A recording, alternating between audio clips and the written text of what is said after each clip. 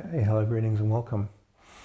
All right, so I'm going to go into a bit more detail on what's happening on the Vimeo channels, because now we have 6 channels being built, and the last 3 are just in the process of being opened, and they're really designed for people who have attended workshops.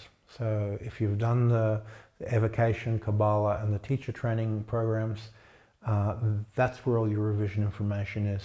So anyone can go and go onto Vimeo and subscribe if they want, but without having a clean awareness of Akasha practices, without having done the evocational work of what is a magic circle, how do you fuse Akasha into your physical matrix, and how do you create a base for it for keeping your mind grounded inside of Akasha and non-dual light states, people aren't going to get value out of those courses because they simply won't understand them. The preliminary training in initiation and Qigong builds a foundation to be able to do that.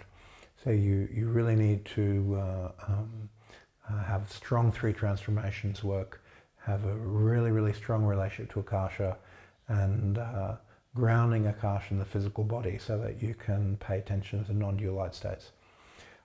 Once a person's got that, then those 3 additional courses will have a very high amount of value.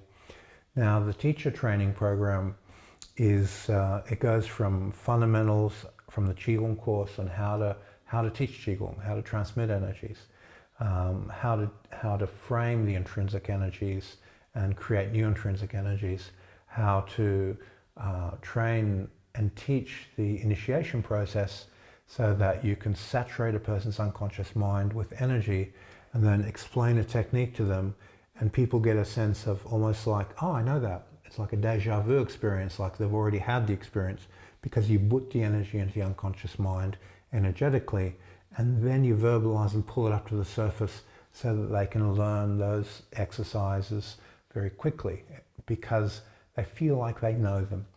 And those types of training methods and transmission methods are covered in the teacher training, as well as a whole range of exercises, how to make a person vulnerable to learning, how do you get rid of their resistance in the unconscious so that they consciously absorb information and perform skills, and how to speed up that process and watch how a person grows, and knowing when that rate of growth is good for them, they're grounded.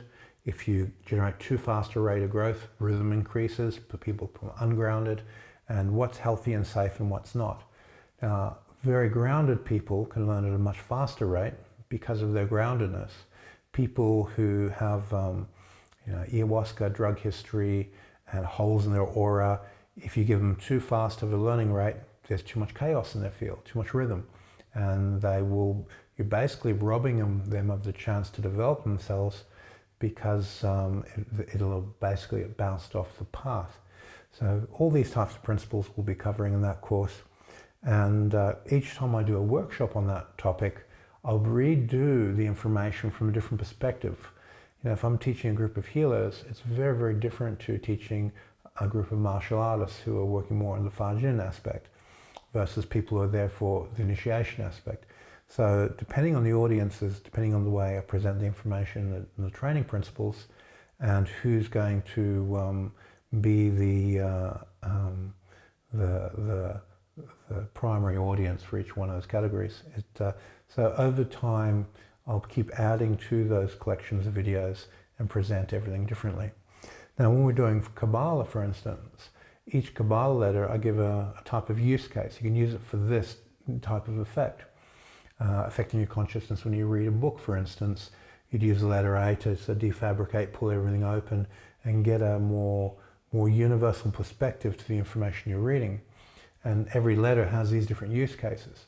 As we go through these Kabbalah courses over and over, I'll present different use cases for the letters in different courses, according to who's there and what their needs are.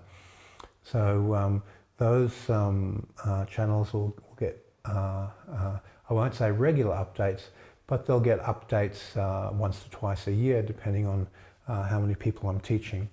But we'll build the basic platform of the course there from the first couple of workshops, and then we'll slowly keep adding to it, giving different perspectives, different uses, and so forth.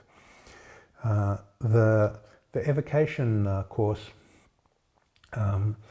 each workshop I'm going to do evocations with the different spirits.